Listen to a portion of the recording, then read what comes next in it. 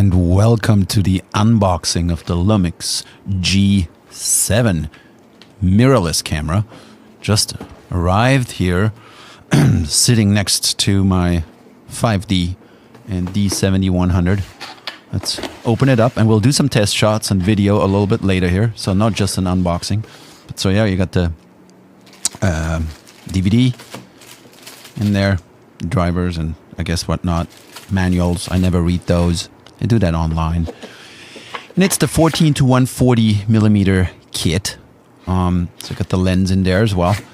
And yeah, Kevin, my buddy Kevin, always have these arguments which camera is better, and I finally bought a mirrorless camera. I was always a DSLR and still am, I guess, kind of fan, but wanted to try it out. So here it is. Tiny. But still looks like a DSLR kind of. I was very impressed. So not an expert on Lumix cameras, so forgive me. Look at those dials. I love it. So I fell in love right away. And okay, here's the strap. And here's the hoodie. Here's the tiny lens, 14 to 140 millimeter, and I believe the crop factor is 2, so it's 28 to 280 compared to a full frame. And here's in comparison to my 70D, 18 to whatever, 135 millimeter STM, the battery, USB cable. It's all in there, and I'm kind of rushing through this a little bit, cutting it up. Cool lens, and it has the metal mount. From what I was told, that's the one to get. Higher quality lens than standard kit lens, so this costs a little bit more, around $1,000.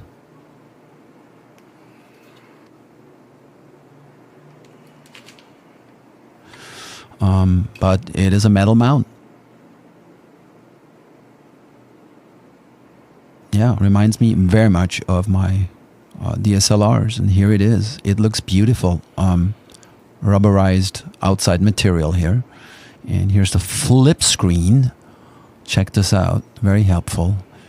Everything is sort of smaller, a lot smaller, but that's portability, and that's what you want with those cameras, I guess. So here in comparison with a T3i, and here's the Lumix G7. That's a Canon sort of portable camera. So this is a smaller DSLR, still bigger. And here you turn it to the right, like on Canon cameras. So you hear the click, right? There it is. And it is, I don't know, the way the grip is shaped, I can hold it with 2 fingers right there. And that's good. That's nice. It kind of falls nicely into the hand there. And here it is. So a very small package. We know it's a 4K camera for video. It also does those burst modes in 4K. That's great at 30 frames a second. And here is a little bit of that video that I took right away. Keep in mind, this is just a standard setting here, pointing at those 2 lovely ladies. And yeah, automatic mode, and just immediately gives you that sharpness, even though this video here about the camera is not in 4K, but it still gives you sharpness. And here also no artifacts. The car drives by, and that's really cool. No artifacts whatsoever. You know, rolling shutter and all that stuff. Much better than on DSLRs. And trust me, I'm watching this on a 4K monitor. Gorgeous. So we have this is called a DSLM camera. And we have NFC, we have a Wi-Fi built in, we have a flip screen, a lot of those features that you don't even find on DSLR, including 4K video. And Kevin, who got me into this, he's got the G6, so we're going to do a comparison with the G6. And it doesn't have a headphone output jack, but that is just fine. So I took a couple of photos here. Here is one of the scenes modes, with amplifies the colors a bit. I tried that. Everything else is shot flat or directly. Here's a nice red door.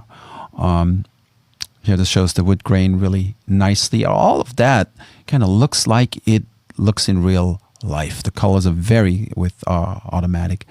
White balance very correct. This is not HDR. This is indoor shots. A great dynamic range. Great in indoor. The noise is, as long as you have the exposure long enough, the noise is very, very manageable.